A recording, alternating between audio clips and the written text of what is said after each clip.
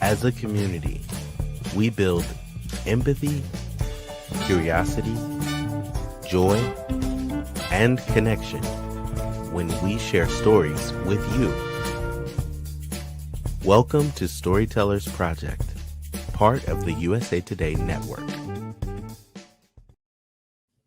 Hi, my name is Megan Finnerty, and I am coming to you from my living room in Phoenix, Arizona to say happy holidays and welcome to our holiday storytelling spectacular from the Storytellers Project on behalf of USA Today. I'm the founder and director of the project, and we so appreciate you sharing your evening with us. Tonight, we're joining 5 Americans from across the nation to create community. Since 2016, the Storytellers Project has brought more than 100 shows each year to communities across the country.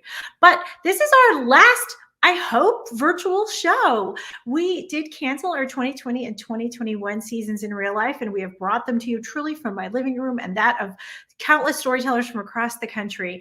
And we are working to bring you hand-picked stories from amazing, relatable, thoughtful, charming people. We will be back in person next year in 17 cities. We are thrilled. We hope to welcome you safely in new places like we're going to be in Austin next year, and Rochester is returning, and Phoenix is returning, Des Moines is returning. Also new next year is going to be Columbus and Palm Beach. So look for us in your community starting in February and March of next year. But for tonight and right now, I'm going to sit here and welcome our storytellers from across America. Liz Warren is my neighbor and colleague here in Phoenix, Arizona. Hi, Liz. Hi, Megan. Hi, Chris Lundy is joining us from Philadelphia. Hi, Chris. Hi, Megan. Hi. Denise Lopez is also here in Phoenix. Hi, Denise. Hi, Megan. Sean Wellington is joining us from Chapel Hill, North Carolina. Hi, Sean. Hi. And Jasmine Crow is here from Atlanta. Hi. Hi, thank you so much for being with us, everybody. Well, we are so excited to bring you this show with all these storytellers who are going to be bringing relatable, personal stories about their lives throughout the holidays. We are going to close out our show tonight with our final storyteller who we're really excited. Sean is coming to us from Chapel Hill, and he's going to tell us a little bit of, a story, I think that's about like one of the other sides of the holidays. So Chris, sorry, not Chris, you're Sean. Bring us home. Sorry about that. Thanks, Megan. Mm-hmm. It's the fall of 2020.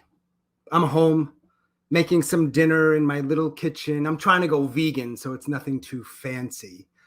And I'm alone, which I'm used to. I've gotten used to being alone. It's been like this for several years. And usually that's okay. But sometimes it gets the best of me. And this is one of those times. It's Thanksgiving. And I'm alone, which is a first. And I'm having a tough time. And I pick up the phone to call somebody. I'm looking through my contacts, family, and friends. I don't want to feel this way. But I don't dial anyone. They're probably doing their own Thanksgiving thing anyway, or maybe they're preparing their own dinners or watching a football game together, setting the table. And I don't think I want to hear any of that right now. And I certainly don't want to talk about what I'm up to. I need to leave. I need to get out of my home. So I just stop making dinner. I grab my keys. I lock up. I go for a drive. I'm thinking that might help because sometimes driving helps. I don't know exactly where I'm going.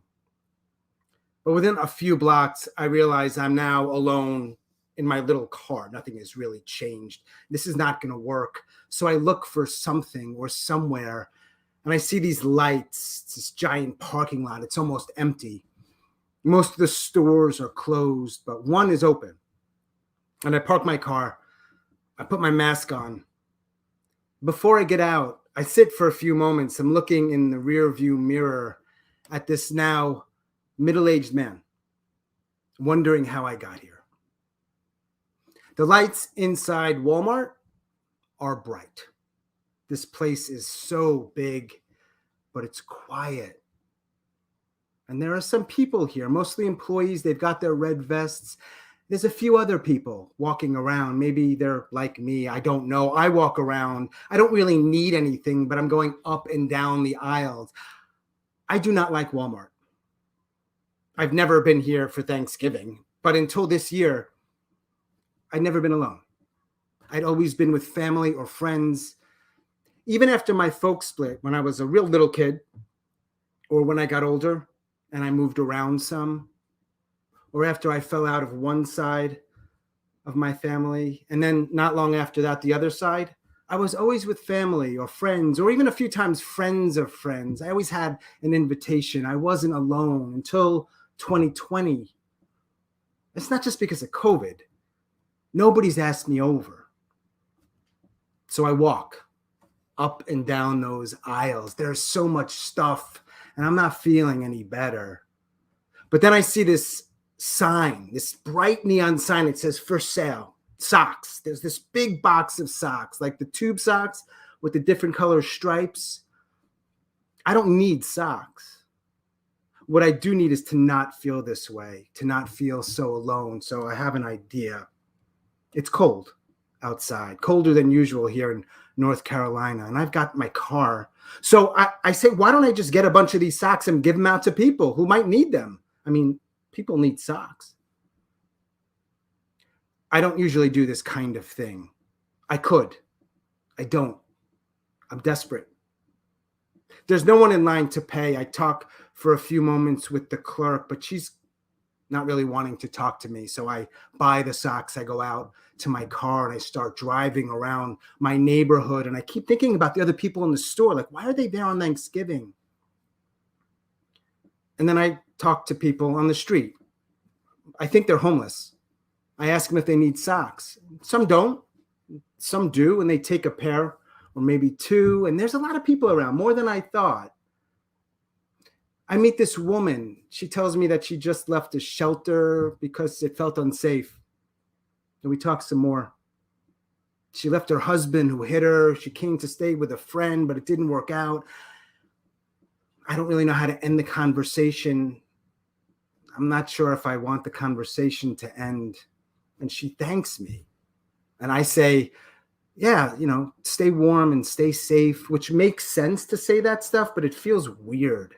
Stay warm. I mean, then I meet this guy. He's got one leg. He's got these crutches. And he says he lost his leg in Iraq. Says he's been standing on the corner for a couple of years. He's got this sign that says, I'm a vet and I'm hungry. We talk more.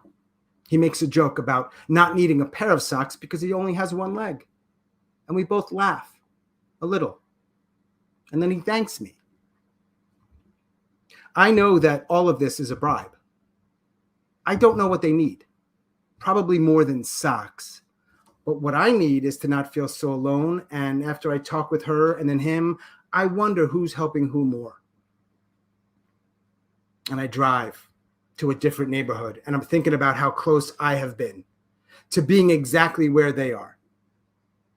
And if not for my family, both sides, the ones that now seem fractured beyond repair, and even a few friends whose lives are now so different than mine. And none of them I want to talk to right now. If not for them, I'd probably be exactly where they are. I go to another parking lot not too far away, and I see a family. What looks like a family. I get out of my car, I walk, I get closer, I've got some socks. I see this boy. He's holding a girl's hand. And she's smiling a little bit. She's adorable.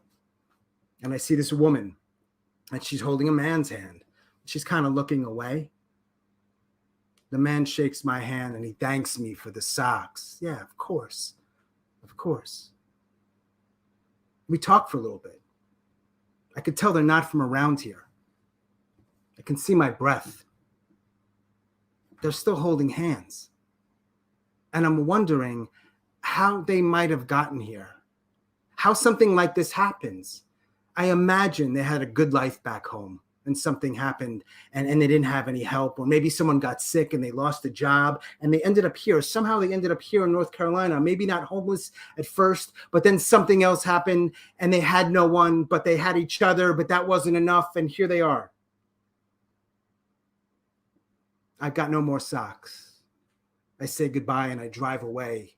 And my phone and all its contacts are on the passenger seat. And I look in the rearview mirror and I'm still wondering how I got here. And I can see them, the family. They have something I don't have. Still holding hands. And I know that I have something that they don't have, at least not right now. It's not fancy, but it's something. And I get home and it's warm and safe, and I finish making my vegan holiday dinner. And before I eat, I do something that I rarely do. I give thanks. Thank you. Sean, thank you so much for your story. And thank you for your thoughtfulness. It is such a delicate story, and it is so carefully told. Thank you so much. My pleasure. Thank you. Truly, I know that so many people, the holidays are a complicated time. We've been hosting a holiday storytelling show for this is our 11th in the history of the project. And I want to honor Chris's story as it's Sean. I keep saying Chris. I'm really sorry. Sean's story is the last story of our evening, because I know the holidays are always a complicated time of year. Once we held a storytelling event in person, and it just turned out that year all the stories were pretty funny and breezy. We actually got criticism that none of the stories talked about the hard parts of the holidays. And so I'm grateful that tonight's show had such a mix of sentiments and observations about how all of us experience the holiday season. With that, it would be a joy to bring up all of our storytellers tonight so that you can recognize them and say thank you real quick with the internet emotions that come out. Thanks so much to all of our storytellers. We're giving everybody tiny little internet claps. Hopefully Liz and Jasmine are still with us, but maybe they're not. Maybe we're having some technical difficulties. I did want to say also to our storytellers tonight, so many people left so many comments on our YouTube channel that were incredibly generous. People have said they were going to invest in Kleenex. We're also just so many shout outs, people really appreciating your stories tonight. So thank you all for our storytellers. I would also like to thank our audience tonight for joining us and rounding out now truly 2 years of storytelling shows live from my couch. We hope that if you've liked these remote or these virtual nights, you will join us in person next year at one of our 17 community-based storytelling events led by our journalists across the USA Today network. With that, we hope you have a very Merry Christmas, spectacular New Year. There's so much to look forward to in 2022. Thank you again to tonight's storytellers and to all of our audience members.